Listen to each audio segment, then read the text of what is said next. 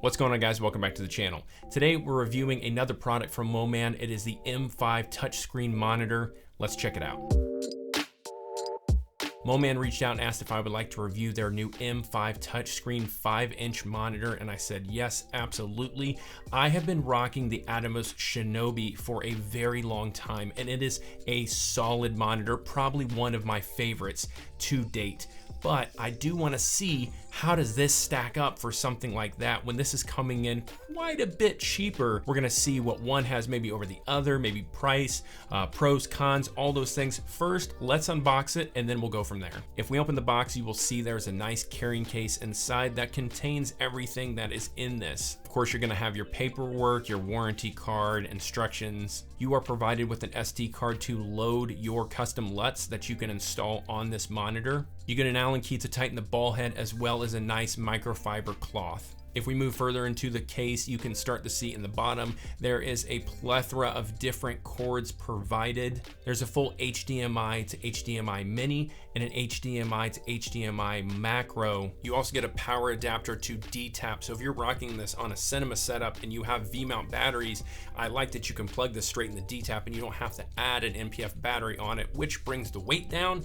And it also means that when you need to change batteries out, you're just changing one battery out instead of multiples. It also comes with a nice ball head that is 1/4-20 on one side and cold shoe on the other. There's also a sun hood provided, as well as the casing around it, so you can snap it onto the monitor. If we get to the start of the show, the Moman M5 5.5-inch monitor. On the bottom, you have the DC power in, as well as the headphone jack, a 1/4-20, and the SD card slot to install your LUTs. Moving on to the right side of the monitor, you have another 1/4-20. On the top, you have your power button. On the left side of the monitor, you have an HDMI in, a DC power, as well as an HDMI out. And that is everything that is included in the Moman M5 touchscreen monitor. Let's go over some of the specs of this. This is a 5.5-inch monitor. The brightness of the screen is 500 nits. It is a 1080p resolution. It does take 4K in the HDMI. It will receive that 4K signal, but it is a 1080 resolution. Of course, this isn't all the specs. That's not what my channel is about. So I will have a link in the description below if you guys want to check this monitor out.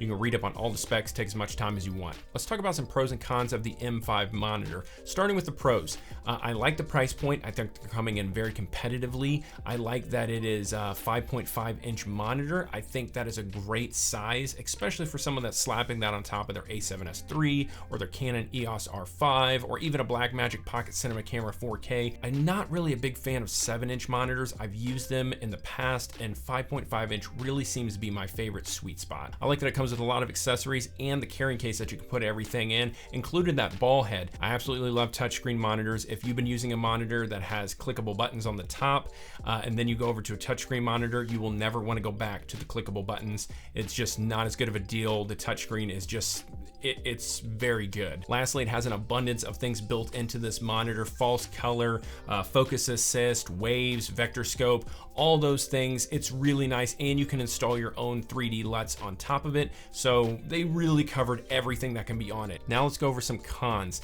The first one would probably be the battery slot never is smooth. I don't know what the deal is. I don't know if it's something they overlook. It's not the end of the world, but it is something always to mention, because I want companies to see this and put a little extra detail in there. It's like the pins that the NPF battery goes in. It just has a hard time. It doesn't have a satisfying click. I don't know for sure if it's seated in there properly, and then I'm worried it's gonna pop out. I never had it pop out when I was, using the monitor, but it always is in the back of my mind as, is this battery gonna fall out, because I didn't hear that, audible click that it went in, and I kind of had to force it just to make sure it fit. Another con is the touchscreen monitor is not as intuitive as some of the other competitors I've used.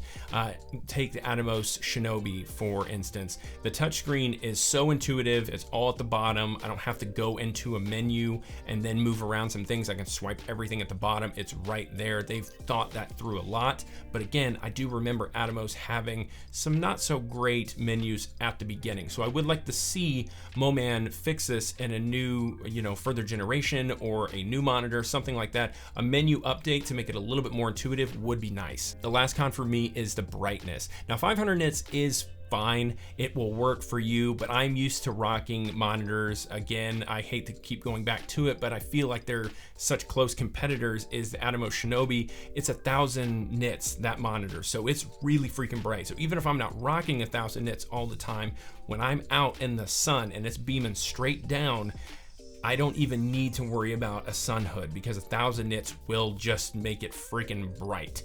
But again, 500 nits is more than enough for majority of people, especially if you're using it in your studio or just as a monitor to see yourself. You don't have another monitor for your camera.